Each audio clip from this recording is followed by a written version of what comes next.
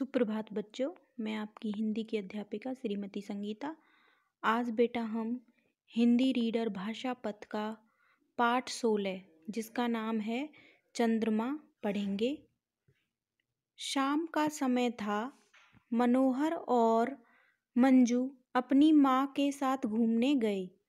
घूमते घूमते रात हो गई और आकाश में चंद्रमा निकल आया। मंजू ने माँ से पूछा, माँ, आज चंद्रमा गोल क्यों दिखाई दे रहा है?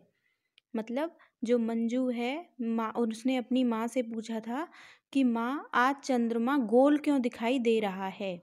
माँ ने कहा, बच्चों, तुमने अनेक बार देखा होगा कि चंद्रमा कभी पूरा गोल, कभी आधा, तो कभी कभी छोटा होता है, कभी बिल्कुल दिखाई नहीं देता है। मनोहर ने कहा, हाँ माँ, ऐसा तो हमने अनेक बार देखा है, परंतु ऐसा क्यों होता है? मनोहर ने पूछा।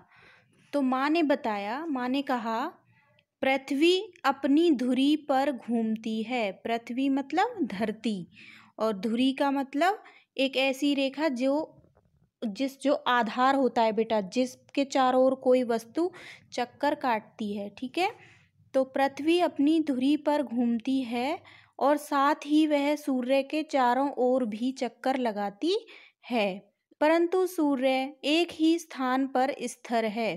स्थान मतलब जगह, स्थिर मीन रुका हुआ, टिका हुआ, एक ही स्थान पर रुके रहना। तो जो सूर्य है वो एक ही स्थान पर स्थिर है। चंद्रमा का अपना प्रकाश नहीं होता। प्रकाश मतलब रोशनी, वह तो सूर्य के प्रकाश से ही चमकता है। अतः चंद्रमा के जितने भाग पर सूर्य का प्रकाश पड़ता है, केवल उतना ही भाग हमें दिखाई देता है। भाग मतलब हिस्सा। चंद्रमा के जितने हिस्से पर सूरज का रोशनी पड़ती है, उतना ही भाग हमें दिखाई देता है।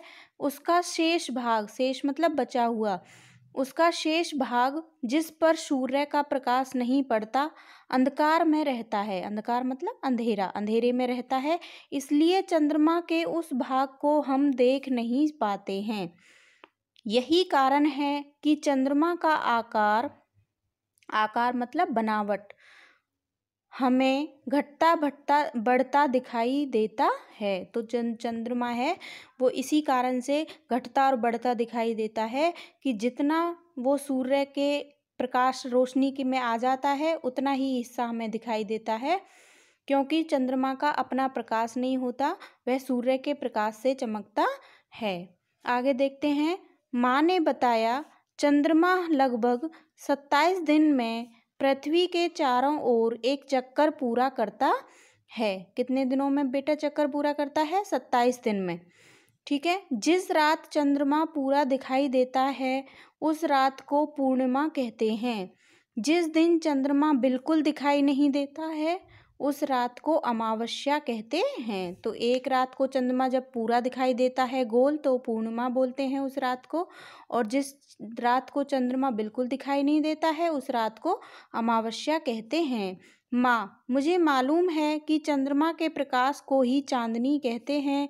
चांदनी रात का दृश्य बहुत ही सुहावना होता है। दृश्य मतलब नज़ारा, और सुहावना मतलब बहुत अच्छा, जो मन को अच्छा लगता है। ठीक है बेटा, तो ऐसा लगता है मानो चारों ओर चांदी ही चांदी बिखरी पड़ी हो। मनोहर बोला। मनोहर बोलता अपनी माँ से कि माँ, चांदनी रात बहुत अच्छी लगती है, बहुत सुहावनी लगती है। मंजू ने कहा, माँ, चंद्रमा को चंदा मामा भी कहते हैं, और इसके आँख, नाक और मुंह भी तो बने होते हैं। फिर मंजू क्या कहती है कि माँ, चंद्रमा को चंदा मामा कहते हैं और इसके आँख, नाक और मुंह भी बने होते हैं। कभी कभी ऐसा दिखाई पड़ता है कि चंद्रमा पर कोई बुढ़िया बैठी चरखा चला रही है। माँ, ऐसा क्यों दिखाई देता है? हाँ बेटी, परंतु वास्तव में ये आँख, नाक और मुंह नहीं होते हैं, और न ही कोई बुढ़िया इस पर बैठकर चरखा चला रही है। चंद्रमा पर दिखाई देने वाले ये काले धब्बे वास्तव में पहाड़ और बड़े बड़े गड्ढे हैं। जब मनुष्य चंद्रमा पर पहुंचा, तो वहां उसने देखा कि चाँद पर न तो पेड़ पौधे हैं और न ही कोई जीव जंतु और न ही पानी है, वहाँ तो केवल स्लेटी रंग की धूल पड़ी है। तो जब मनुष्य बेटा चंद्रमा पर पहुंचा, चंद्रमा पर जाकर देखा तो वहाँ देखा कि वहाँ न तो कोई मनुष्य है, ना ही जीव जंतु और पानी है, वहाँ केवल स्लेटी रंग की धूल पड़ी है। ऐसा लगता है मानो राख बिछी हो। बच्चों, अब तुम समझ गए होंगे कि दूर से जो चंद्रमा इतना सुंदर दिखाई देता है वह वास्तव में ऐसा नहीं है। माँ ने कहा कि जो चंद्रमा इतना सुंदर दिखाई देता है बेटा वो वास्तव में ऐसा नहीं है, वहाँ पर पहाड़ और बड़े बड़े गड्ढे हैं, स्लेटी रंग की धूल पड़ी है जो राख जैसी लगती है। मंजू बोली, धन्यवाद माँ, आज आपने चांद के बारे में कई अनोखी बातें बताई हैं। अब मैं ये सारी बातें अपने सहपाठियों को बताऊंगी। सहपाठी बेटा साथ पढ़ने वाले, जो आपके साथ पढ़ते हैं आपके फ्रेंड्स। तो मंजू बोली, हाँ धन्यवाद माँ, आज आपने चांद के बारे में कई अनोखी मतलब अजीब अजीब अलग तरह की, जो हमने कभी नहीं देखी, अनोखी बातें बताई हैं। अब मैं ये सारी बातें अपने सहपाठियों को बताऊंगी। सभी बच्चों के साथ ऐसा होता है कि अपनी माएँ कुछ बताती हैं तो फिर अपने फ्रेंड्स के साथ, अपने सहपाठियों के साथ उस बात को शेयर करते हैं, है ना बेटा। तो शिक्षा, इस पाठ से हमें शिक्षा मिलती है अपने मन में उठने वाले विचारों व प्रश्नों के बारे में अपने माता पिता शिक्षक से जानकारी प्राप्त करनी चाहिए। हमें अपने जो प्रश्न उठते हैं मन में उनको ज़रूर पूछना चाहिए, जिससे भी आप पूछ सकते हैं माता पिता से, शिक्षक से। हमें अधिक से अधिक जानकारी प्राप्त करनी चाहिए। ओके बेटा, ये आपका हिंदी रीडर भाषा पठ का पाठ 16 चंद्रमा आज पूरा हो गया है। आप इसे ध्यान से पढ़ेंगे। धन्यवाद।